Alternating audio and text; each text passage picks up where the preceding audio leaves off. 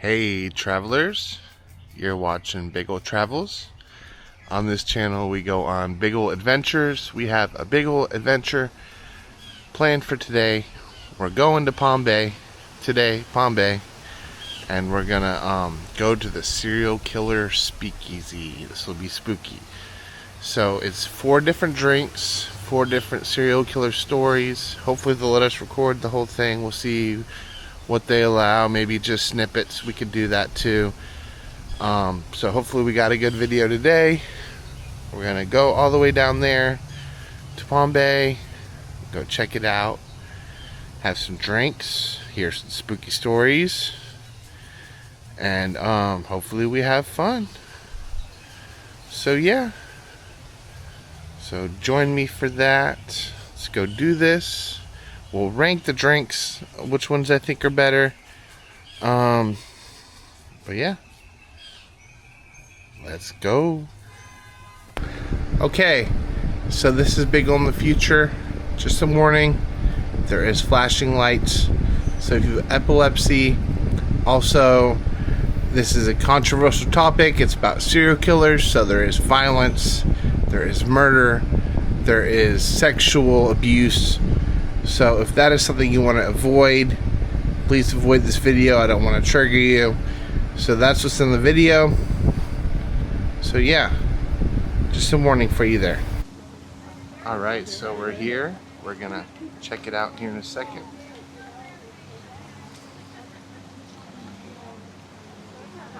If you look way down there, there's Jeffrey Dahmer. So yeah, we're here.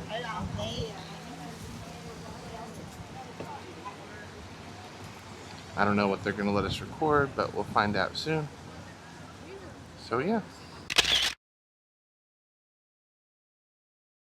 Alright, so we're in here.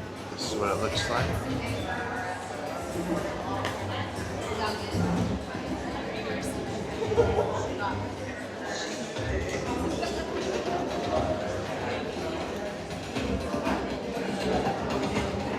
This is cool.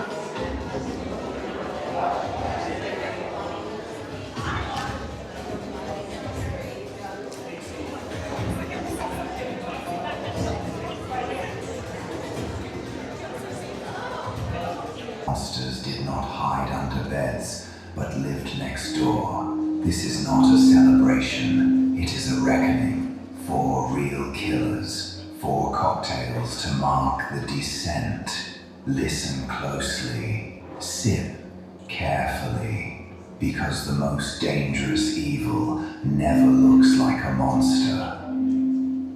Welcome to Serial Killer Speakeasy.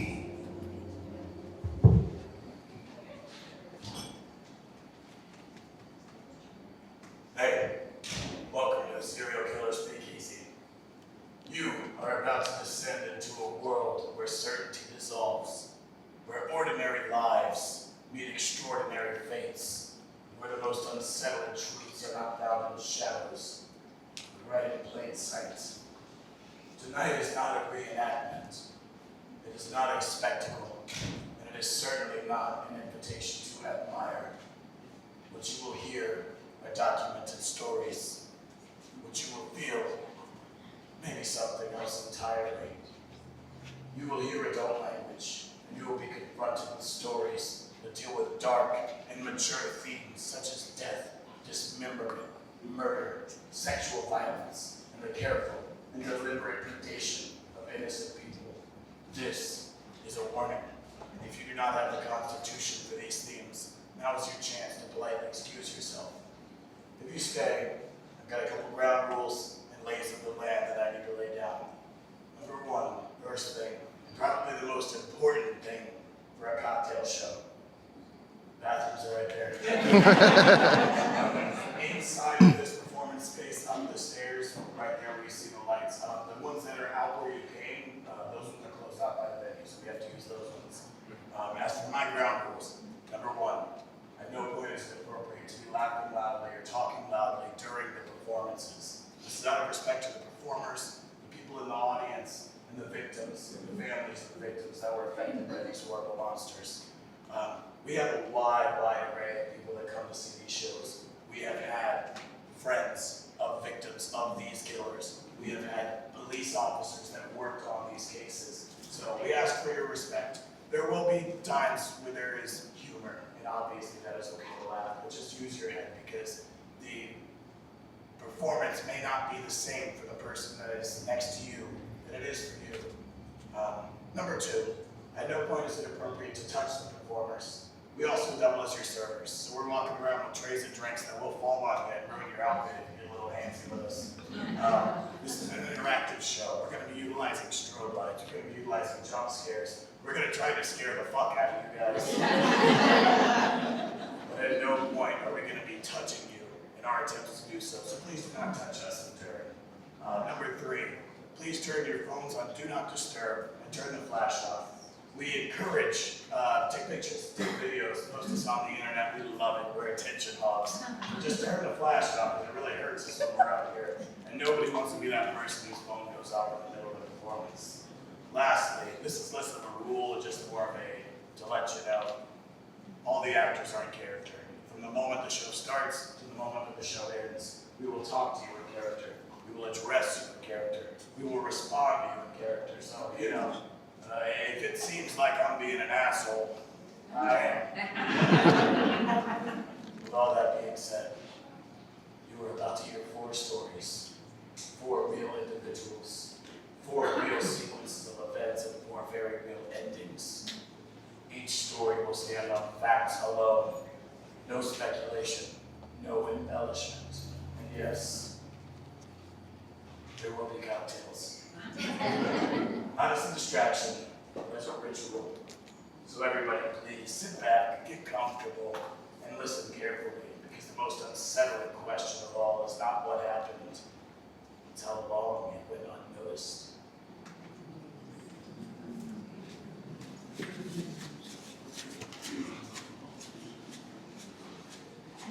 Cauldron punch. Bourbon base with blackberry liqueur, citrus, apple, allspice, and a piece of skin on top. Drink up, handsome. Alright. That's our first drink.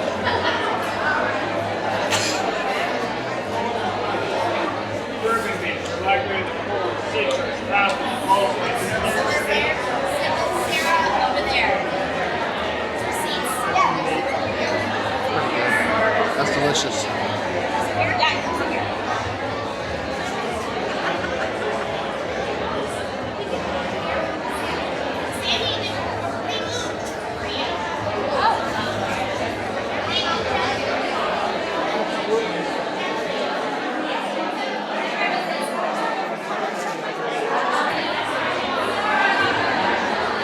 There's skin.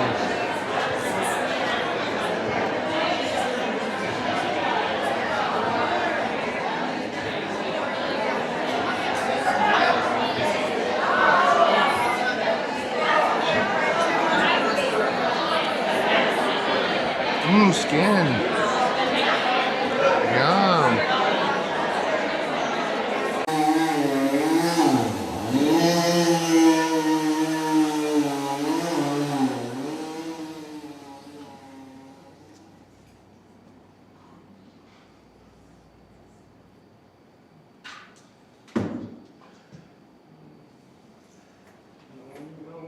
No.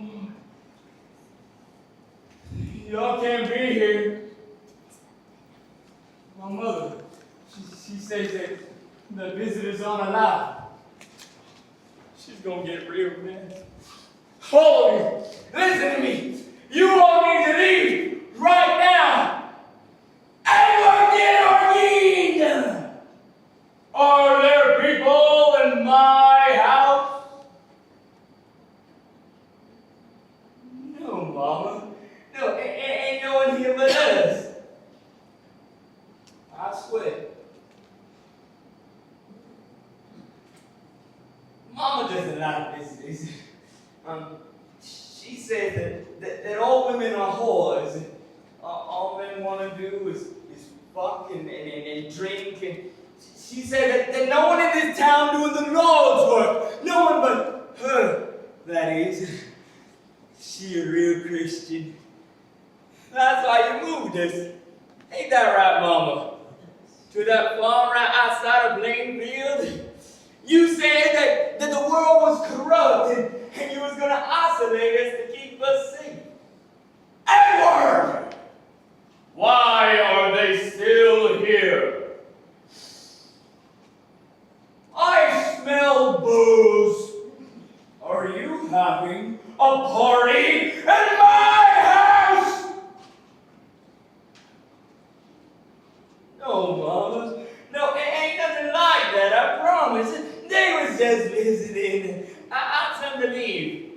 Right now.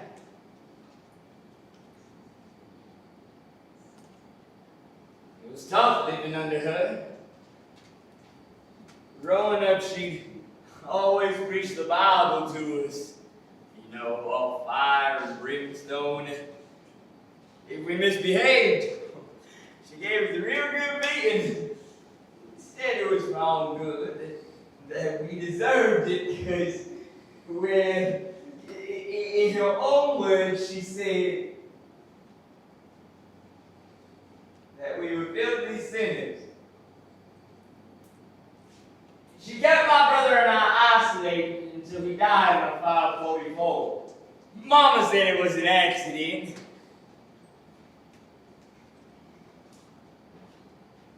I don't know.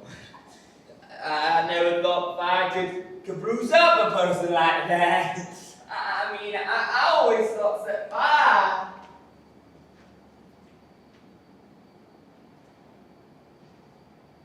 it just burned.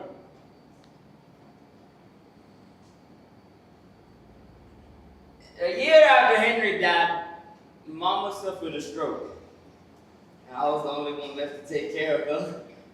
Papa done drank himself to the grave already.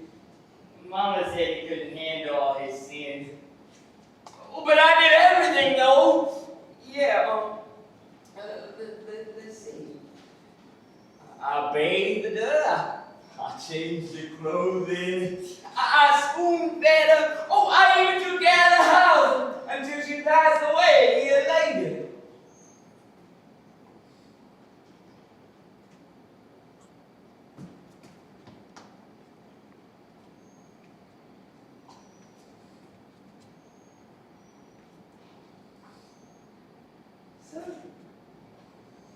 Sometimes,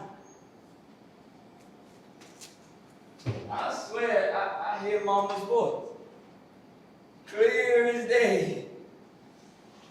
You left out the rot, you filthy maggot, dirty boy! You disgust me!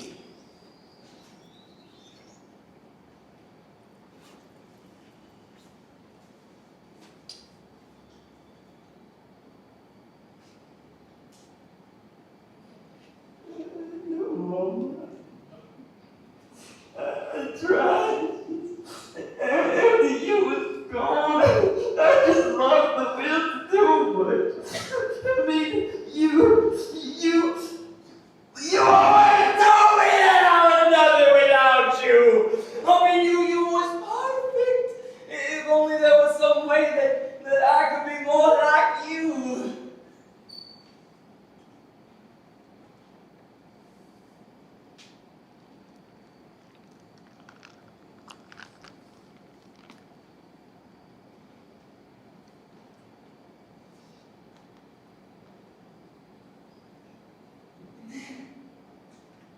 That's when the idea hit me.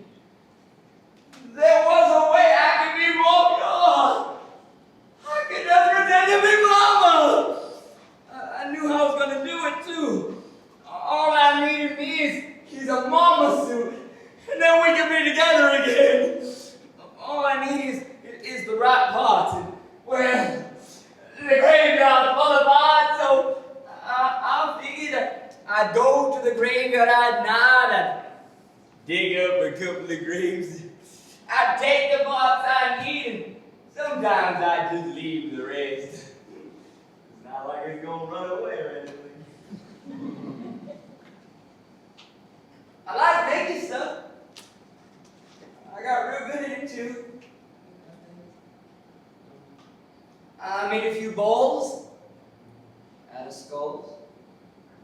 Couple lampshades out of skin. I mean, there's nothing wrong with that. They was dead already. It's not like they felt anything. Not like anybody was going to be looking in the closets anytime soon. I got real creative with some of my projects, too. Yeah, I remember there was this one time I had made a...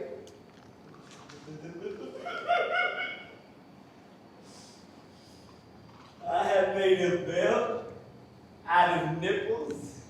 And I made a pearl necklace out of human teeth. I even used one of my own as my own little signature.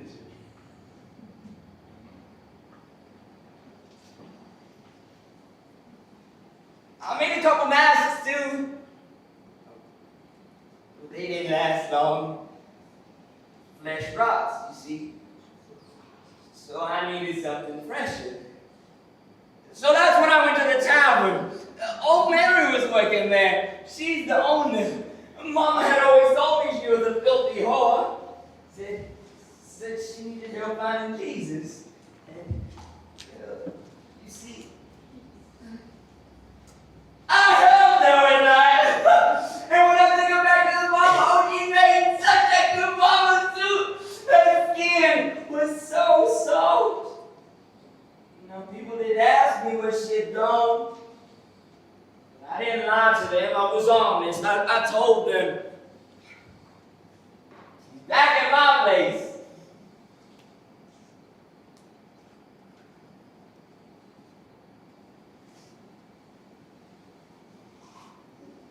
They just laughed at me. She made a fine mama soup though. For a while.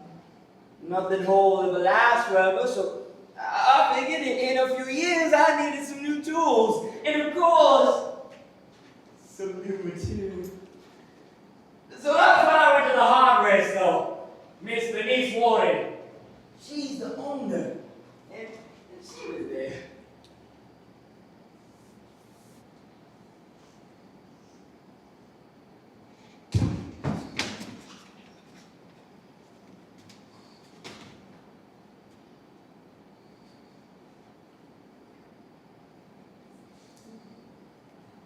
It had been a minute, but that's why I heard Mama speak to me that day.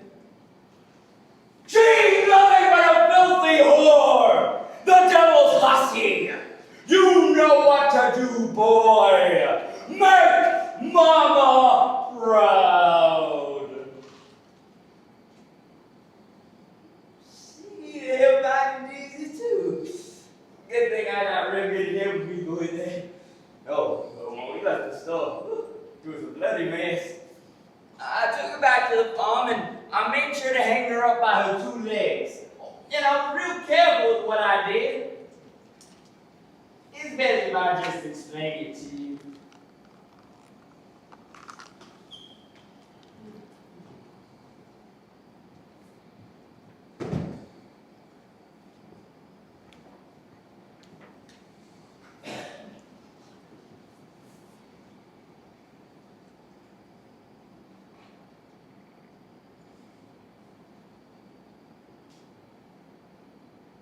First, I used a sharp axe to remove her head. I was going to save you that. Figured I'd mount her head in the kitchen wall. I think she looked mighty pretty in there.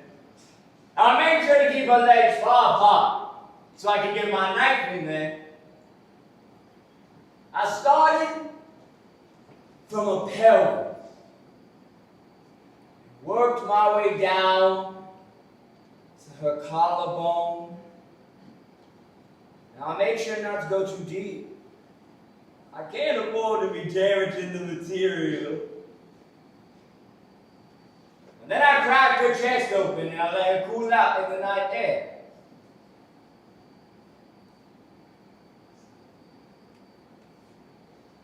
That's when the police showed up. It was just after midnight and, well, I was just cleaning up in the kitchen.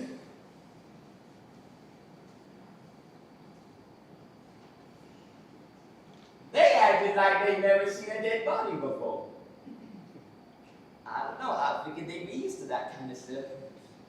They took me back to the station, and we had a real nice chat. Shut up! Shut up, you pathetic piece of shit! Don't you dare say anything about us, about our family!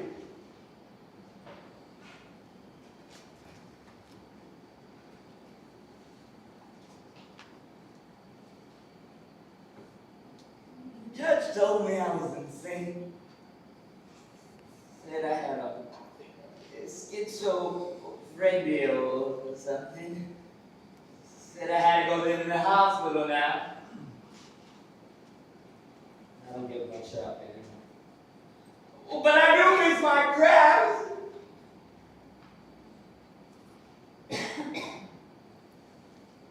They don't let me do much of that in here.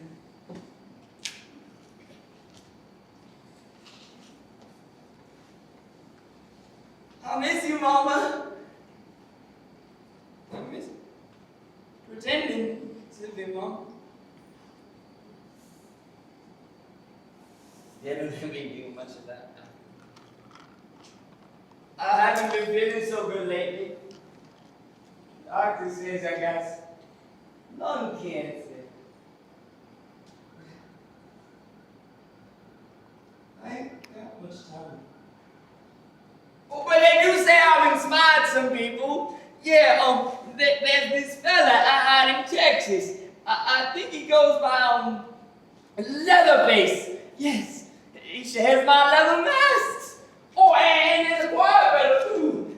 His name is Norman. Norman Bates. I think he owns a motel. He has a mama just like mine. She must be a real Christian too.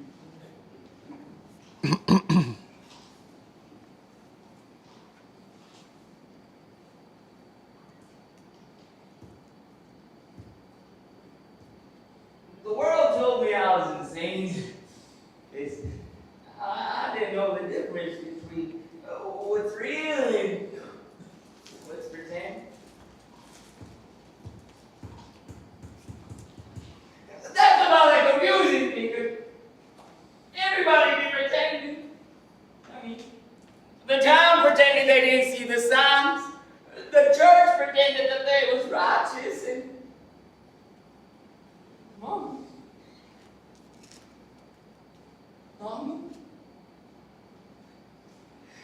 you pretended that you was pure!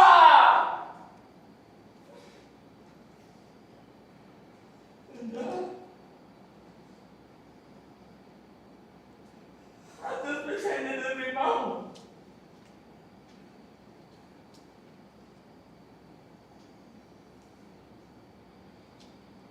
Y'all think me a monster because I stitched my appearance on the outside.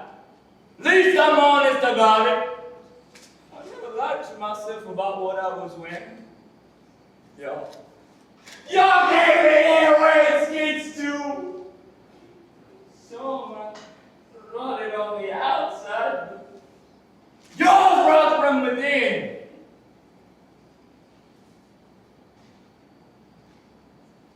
See, got real good at changing my looks. And if appearances really can be made,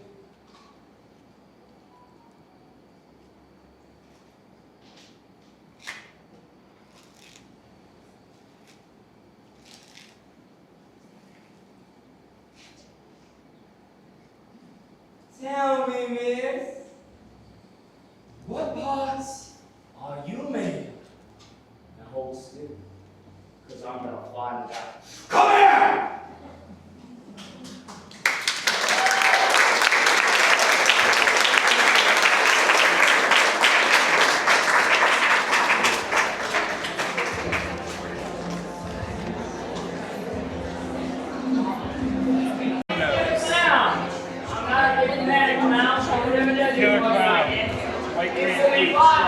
White cranberries, peach, strawberry, and a nice little button filled with a fish myself. Some people say it looks like a cherry, but I'm sure that's just... John Wayne Gacy is next. This is the Killer Clown.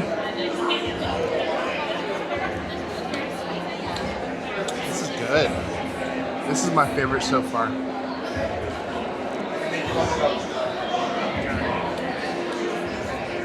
killer found white cream, peach, strawberry, citrus, campari, and vodka-based vanilla flavors in its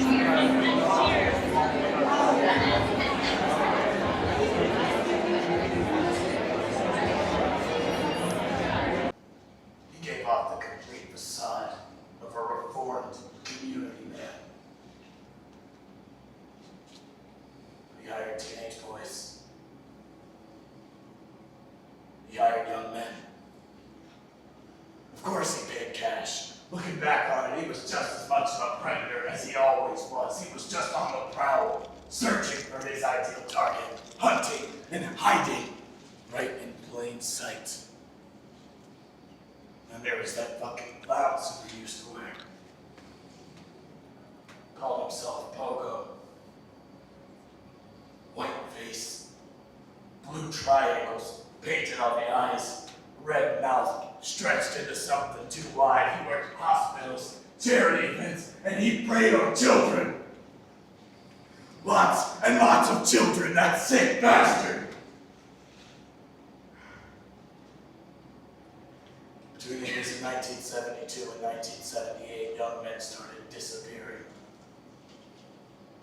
Not loudly, not all at once, just quietly. 1 minute they're there, then they're gone. Some of them, they said, ran away. Some drifted. And some weren't reported missing at all. And that's how predators survive. They hunt where the paperwork is thin, where community doesn't give a damn about what's going on unless it's going on in their own backyard. These predators like Gacy, they come with offers of work, rides home. Maybe it's a free beer, maybe it's quick cash when you really need it. But then when you get inside their house, that mask that they wear comes off. See, he would introduce handcuffs to his victims. Sometimes as a joke. Some sick trick or a test of trust, but then came control, strangulation, torture, assault. And he buried them under his house, under his feet, where he could walk over them. Because he was in control. He dug trenches in the crawl space and he stacked the bodies like they were trash. And when the room ran out, he just dumped them in the nearby river. Like they were nothing. Of course, the neighbors complained about the smell. But he blamed the plumbing. And he blamed the damn soil. And he blamed the dead animals, and they believed him! Because they always do. People love to assume the best in others, and they look at me, and they call me an asshole, because I choose to question everything, but that's my job. To question. By 1978, I was angry, because the disappearances didn't scream. They whispered. And whispers get ignored. These assholes like Gacy are careful. But one thing they ain't is perfect. That's for damn sure. Gacy's case got its break in December of 1978. You see, there was a teenage boy that went missing on his way from work to meet someone about a job. That someone turned out to be John Wayne Gacy. This was exactly what we needed. This was the thread. Lieutenant Joseph goes and Jack took point on the case as he had a personal connection with the victim's school. So we went back and we pulled Gacy's file again. We went over everything, the Iowa conviction, other complaints. We knew that we were looking at pieces of a puzzle, but what that picture was, we weren't sure yet. That's when we started watching him. Suddenly that normal guy routine didn't seem so normal anymore. He tried too hard. He invited officers to his house at weird hours. He joked. He played the perfect host because these predators always think that they are the smartest ones in the room. We had former employees under this house. Why would you dig trenches to spread line? Why would you spread line? What's the line for? It's always some excuse. It's plumbing, it's drainage, it's foundation work, but we knew it had to be something more. He's hiding something. We needed this case to break, and on December 21st, 1978, we got it. We arrested him on a minor conviction outside of a fast food restaurant. Everything was routine on the surface, but we had a search warrant. We needed to see what this cloud was hiding.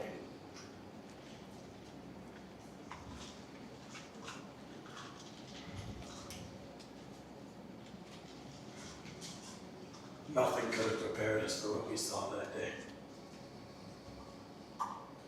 Most of us still wish that we could forget. The case exploded when we opened the crawl space. Human bodies. Not just one. Not two. Many, many fragments. And I have been in rooms where there was death, but this was not death. This was storage. And the race began. Excavation started. One body after another, after another, after another. There were 26 under his house. 26. And we weren't done yet. The nearby river would reveal the rest of them. 33 bodies in total. 33 young men and boys. 33 lives reduced to evidence markers. And Gacy denied everything under his fucking house, and he denied it all! But he began to talk. He began to talk, and then he began to crack under interrogation. He talked, then he blamed, tried to spread the guilt like it was oil, tried to blame anyone but himself, but no evidence supported anyone else. No, this was his work, all of it. And the Gacy trial started in February of 1980. Tried to plead the insanity defense, but everything about what he did said cold and calculated. The survivors testified. Forensic maps laid his house bare. There was no chaos in what he did, only direct repetition. This was intent. The jury deliberated in under 2 hours. The sentence was death. And on May 10th, 1994, the state finished what the court started. 12:40 a.m., the chemicals started flowing. And it took 18 minutes. His last words don't matter. No apology could ever make a difference. Some say that he told us to kiss his ass, and you know what? That sounds just about right. He lived to be 52 years old. Outside in the streets, the people were cheering. But inside, I just stayed quiet. Because justice isn't loud. And they demolished his house. They changed the address, but nothing changes what happened there.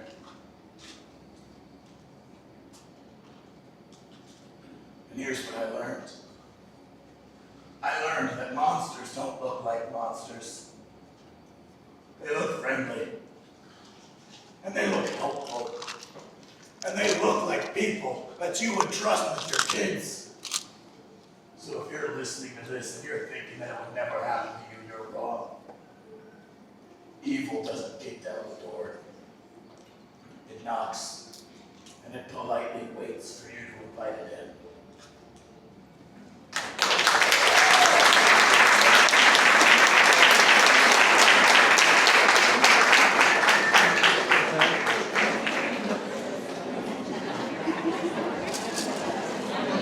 The clown nose from the John Wayne Gacy drink.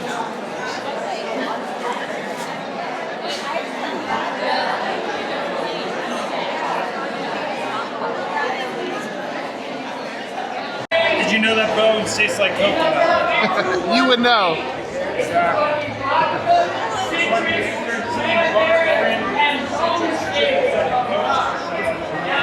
Bones taste like coconut.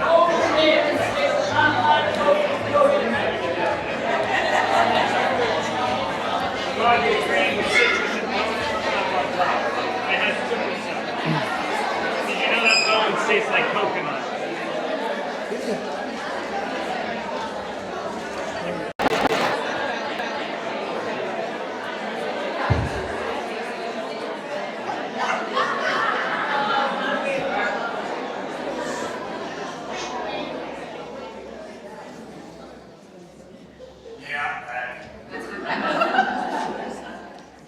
What you are about to witness is not a celebration. It is not an autopsy of violence, nor an invitation to fascination. The voice you will hear belongs to a man whose name became shorthand for horror. A man who mistook control for intimacy and belief for absolution. This performance is not meant to humanize him, but to expose him. Not to explain his evil away, but to strip it of its disguises. What follows is a message from the grave of a man who understood people better than he understood mercy, and he used that knowledge to destroy. Remember this as you listen. The danger is not that he was different, it's that he wasn't. Get ready to come face to face with Jeffrey Dahmer.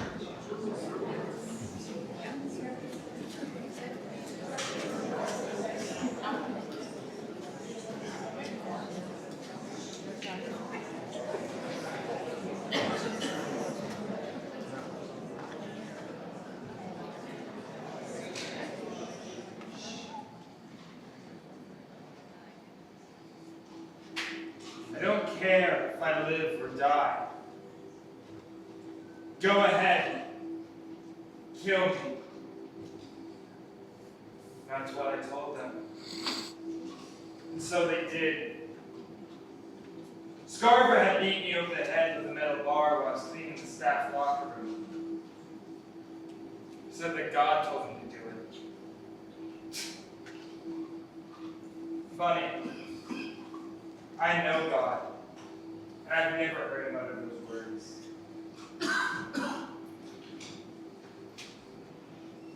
I died on a green morning in November.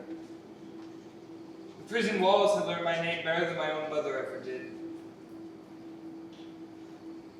It's funny what sticks with you. Not fear. Not pain. But procedure. The squeaking of shoes on linoleum floors. The smell of bleach. Routines are how monsters survive. When I was alive, all I cared about was control. Control over my victims. Control of how the general public viewed me after the fact. That's why I found God. Well, most prisoners find God, especially when they're on death row. I didn't get baptized because I thought it would save my soul. I did it because I was banking on a Reformation image, one that would further my benefits. It was an insurance policy. A way to tug at the heartstrings of the gullible and naive. I wasn't sorry for shit. I just wanted them to believe that I was. That's why I took on a good Christian image. A way to hide my crimes. Make people forget and see. What fools people can be.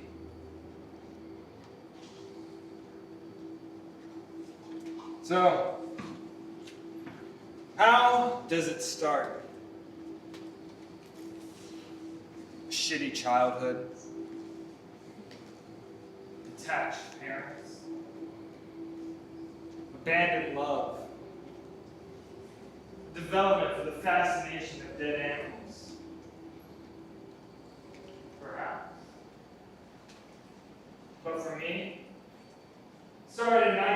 1978, a couple weeks after I graduated high school. See, I'd been on my way home when I noticed a bare-chested hitchhiker. Now, seeing him stirred sexual desires in me I didn't know I had. So, I'd offer him to come back to my apartment. You know, for a beer.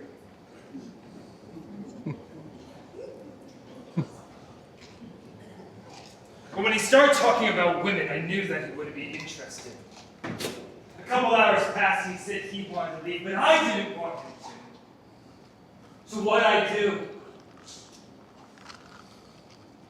Well, I beat him over the head with a dumbbell and I masturbated over his corpse.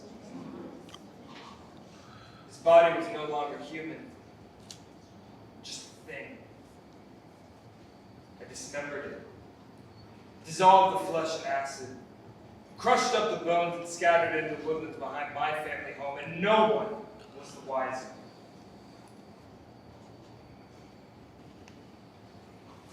Killing came easy to me. 17 young men between the years 1978 and 1991. For young men. Handsome. Strong build. I bring them back to my apartment and have them pose naked for me.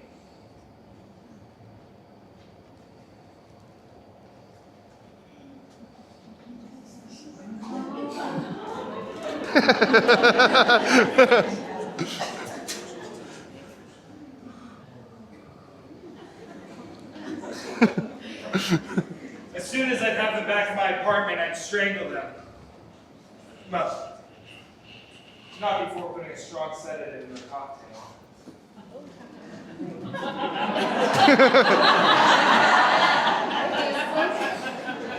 A couple hours passed. He gave us the drinks, by the way. What'd I do with the bodies, you ask? I'd flay them like fish, cut the flesh up into manageable strips, dissected, gutted, I'd crush up the bones, save a skull or two to masturbate with, and I kept parts like trophies.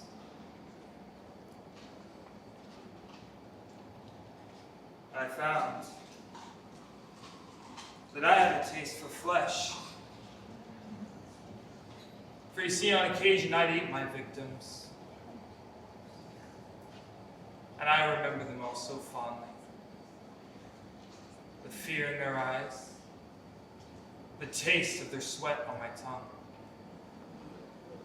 their pulse growing weaker as they gasp for air. But you know who I remember the most? The one who got away. July 22nd, 1991. I invited Tracy Edwards back to my apartment for a beer. On the way, I'd offer him $100 to pose nude for me. He seemed cool with it. But as soon as we got back to my apartment, he complained of a foul odor. I played it off, and I began to handcuff him. Though I got stopped and only handcuffed one wrist.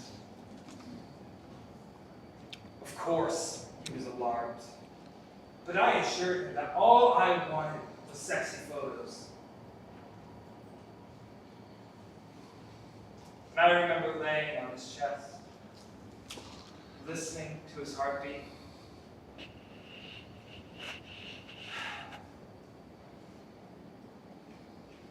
I told him I was going to eat his heart. But he didn't seem to believe me. It wasn't until I pulled my knife out on him that he began to take me seriously. He would catch me by surprise with a strong punch to my face and run out of the apartment screaming. And that's how it ended. He ran to the police. I was arrested. And the rest is history. And if it was any other state other than Wisconsin, I'm sure I would have received the death penalty. Instead, I was sentenced to life with no parole. I deserve it. I'm a monster. I deserve to die one way or another. So, why am I telling you all this? Because you want monsters to look evil. You want villains to announce themselves in some theatrical way, but that's not how they are. They're like me. They observe you. Figure out how to manipulate, control you. They wait until your guard is down. I didn't find God because I thought it would save my soul. Salvation was never mine to claim. But you know what is mine? You.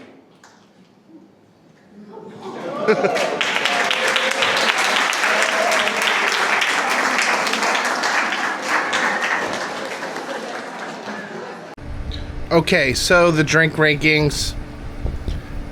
Number 4 was the best. That was the Ted Bundy one. Number 2 is number 2.